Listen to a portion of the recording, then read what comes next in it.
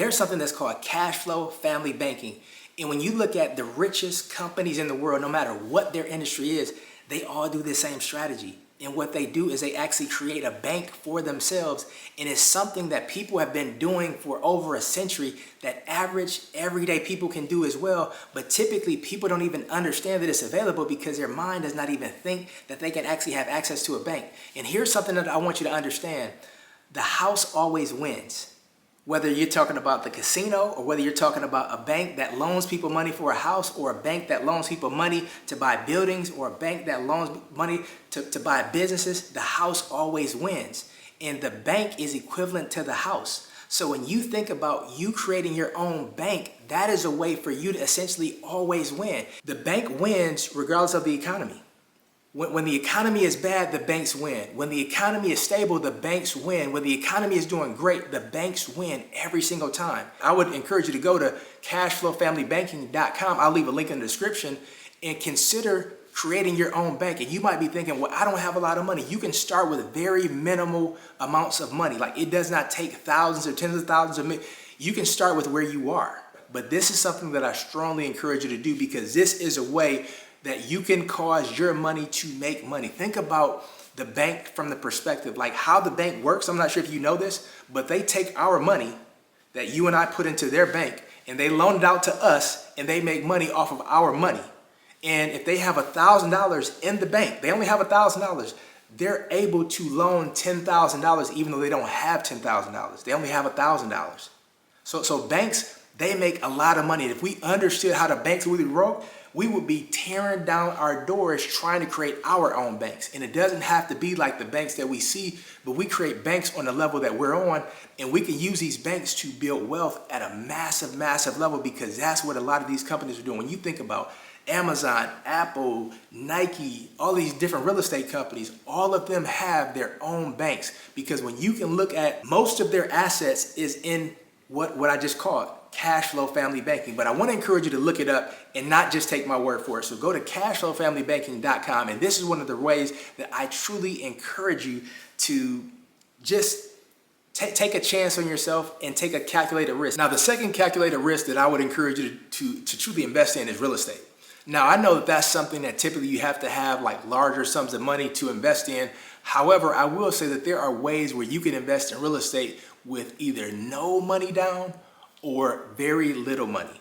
Now, I have several income, properties currently right now, but I remember one of the first properties that I got for transparency, I got it with $2,500. Now, for some people that might be a lot of money, but for others, they're like, man, how can I sign up? I will say that you can get properties for either no money out of your pocket whatsoever, or even like $2,500, like I did with my first, property. Because when you think about real estate is something that statistically right now, 90% of all millionaires and billionaires have real estate. So that's a clue. When you think about the wealthiest people in the world, success leaves clues. And this is a clue that you and I can pick up and use to our advantage. Now, the third thing that I would say in terms of a calculated risk is interest, like having interest income. And here's what I mean by that. Either interest income from the perspective that you either own stocks, and even if you don't know anything about the stock market at all, think about the things that you actually invest in. From the perspective, if you wear Nikes, if you have an iPhone, if you shop at Amazon, you shop at Kohl's, you drive a Ford, like all of those things are things that you can actually buy a small share in those companies by way of stock. So if you wear it, if you invest in it, if you utilize it every single day, those are things that might be good for you to invest in. And obviously you want to do some research. And I will say this is not financial advice. I don't want you to sue me, but I'm just saying that the things that you already invest in those things, even if you don't really understand how stocks work. Now, that is one way where you can actually earn interest income. Another way that you can actually earn interest income is becoming a hard money lender. And what that means is you're just taking a certain amount of money that you have and you're loaning it to somebody else, and they're paying you a certain percent of interest on that money that you actually loan to them. Now, there's ways where you can set this up to protect yourself as much as possible. Now, I'm not talking about, just loan your money to anybody. there's a way that you can actually do it. And that can be phenomenal money as well, because, you know, when you think about all of the money that you've made in the previous step and you let that build up over time, and then you actually, you know, put yourself in a position where you can loan that money to somebody else for a short period of time, whether it's, you know, 6 months, 3 months, 2 months, even 1 month, and you can make money from that money. That is a great way to earn interest income in a form of you using money to actually work for you and allowing your money to work just as hard for you as you work for it. And I want to encourage you to invest as quick as you possibly can. If you got $50, find some kind of way to invest that in something that can make money, because the reality is this: the quicker you invest, the quicker you get a return, and the longer that your money is going to be working for you. And if you've been working for money for 10, 20, 30 years, give your money the ability to work just as long for you as you work for it. Now, hear me out. I'm not saying that you have to put your money in something and let it sit there for 30 years. I'm not saying that. I'm saying that it's important for you to get your money to work for you immediately so that your money can continue to work for you as long as it possibly can. You want to give it, you know, a job immediately. Give your money a job. And when you give your money a job, the quicker you do it, the longer that it works for you, and the quicker that it works for you.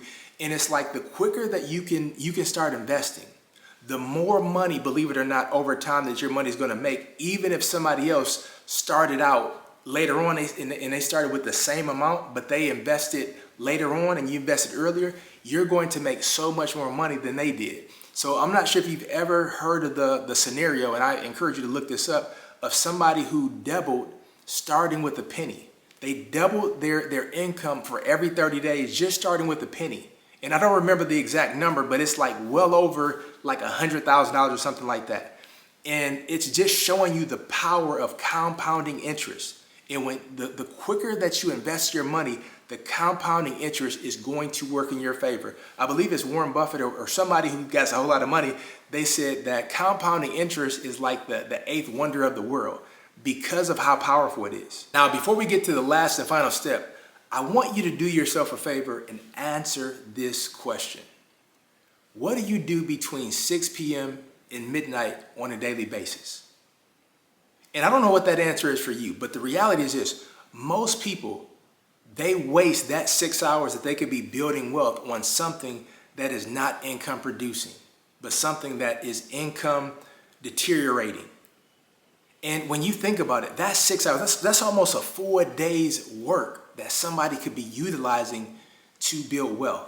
And regardless to what your answer was, I want to encourage you going forward, if you stay up there late, because maybe you're like me where you don't stay up until midnight.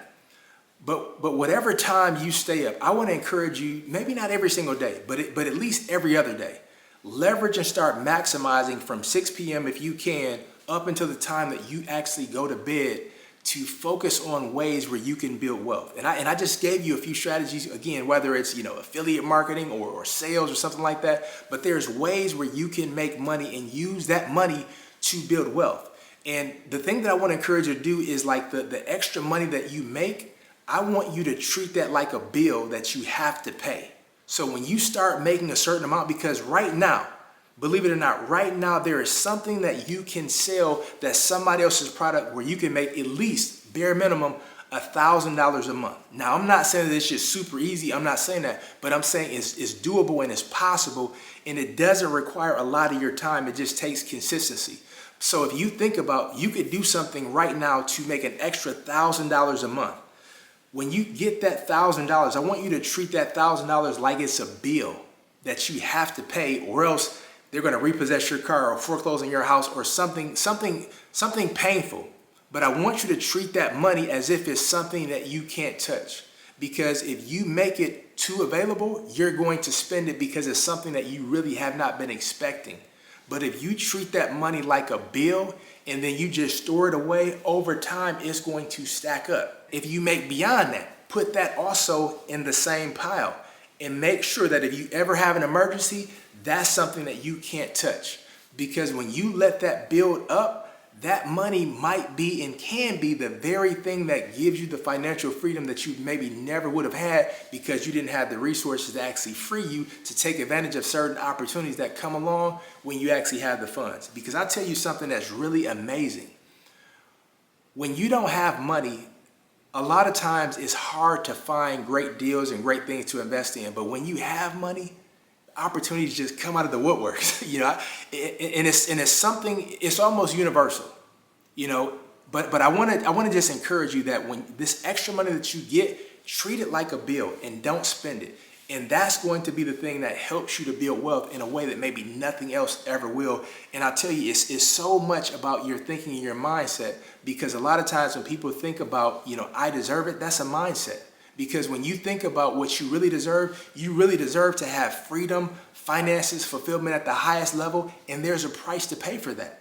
And you deserve to pay for that price to get what you deserve at the highest level to experience for a lifetime. When building wealth, one of the most difficult things that you want to avoid is lifestyle inflation. What is lifestyle inflation? Lifestyle inflation is if you make $80,000, then you're going to have an $80,000 lifestyle, if not a little bit more. If you make $120,000, your life is going to be $120,000, maybe a little bit more. Or if you make $180,000, your life is going to be $180,000 lifestyle or even more. I want to encourage you to do this, that if you make $80,000 and your income goes up to $150,000, keep the $80,000 lifestyle and invest the difference. Because when you invest the difference, it gives you the ability to have the kind of life that you can only dream or imagine, or a life that you truly look forward to waking up to every single day, but you have to work towards getting that. And it's like, if you just continue to pay the lifestyle inflation, then you're going to live like everybody else, because most people in this day and age, they're paying the lifestyle inflation because they're not staying at their current lifestyle when they make more and investing the difference. Because again, they're working for money instead of money working for them because of the lifestyle inflation that they continuously pay. Now, this is the last step. And this is something that a lot of people say, but a lot of people don't follow this advice. And that is never invest in things that you don't understand. There are some opportunities that come and it could be like a bright, shiny object, and it can promise to give you this type of return, in this short period of time, but you have no clue of what it really is and what it really means. And even though it's tempting because of the return, you want to look at more so the understanding, because the more that you understand, the more money you can make in things that might not even have an obvious return. And a lot of times people talk about, multiple streams of income, but what they fail to tell you is this: when it comes to multiple streams of income, what they did is they got one income stream working great, and then they went deeper in that same income to get more income from the same type of area. Now, don't get me wrong. There are some people that make multiple streams of income doing multiple different things. However, they had the momentum first before they started introducing all of these outside things, because people get caught up on multiple streams of income, not realizing that you can make multiple streams of income doing the exact same thing. And you just make incomes at different levels, which is multiple streams of income. However, it's very important to understand that it's very dangerous to invest in things that you don't understand. Now, if you're ever in a situation where something really looks great and looks promising, do your research before you put any money into it. And if people are pressuring you that, hey, it's only available for this time, or if you don't invest in now, it's going to be X, Y, Z, it's better to wait and not get in and miss an opportunity than for you to get in and then you have regret because you were pressured into doing something that maybe your better judgment told you not to do. But when you strictly focus on investing in things that you understand, that's going to be a much more solid investment. It's going to be something that you feel great about, and it's something that you can communicate to others. And there are ways where you can actually introduce others to opportunities to invest, and you also make money from that as well. But I just want to get you to understand the importance of building wealth and taking the extra money that you make from other things that you do outside of maybe your main source of making money. Put that money aside, let it build up, or allow it to even make money right now, and then you take that and cause that to make more money, because you want to always give your money a job. And when you think about things from that perspective, even starting a business, because I didn't say this earlier, even when it comes to starting a business, you can start a business with zero money whatsoever. A lot of time people don't realize that it doesn't take as much money to start a business as they actually think, because people start businesses every single day with no money whatsoever. You can get a side hustle just introducing other products by way of an affiliate commission, and you can make money that way as well. And again, focusing on things that pay a high commission, it can put you in a position where you can stack up quickly, allow that money to work for you, and build the wealth that you truly desire. If you've gotten any value from this video, hit that like button. And I want to know from you, out of all of the steps that I shared, what was the biggest takeaway from you? Put that in the comments below, because we can learn from each other. And what you might put might be different from what somebody else put, but we can all learn from each other. But I'm curious to know, what was the biggest takeaway from you that you're actually going to do? And put it below in the comments. And I look forward to seeing you in the next video.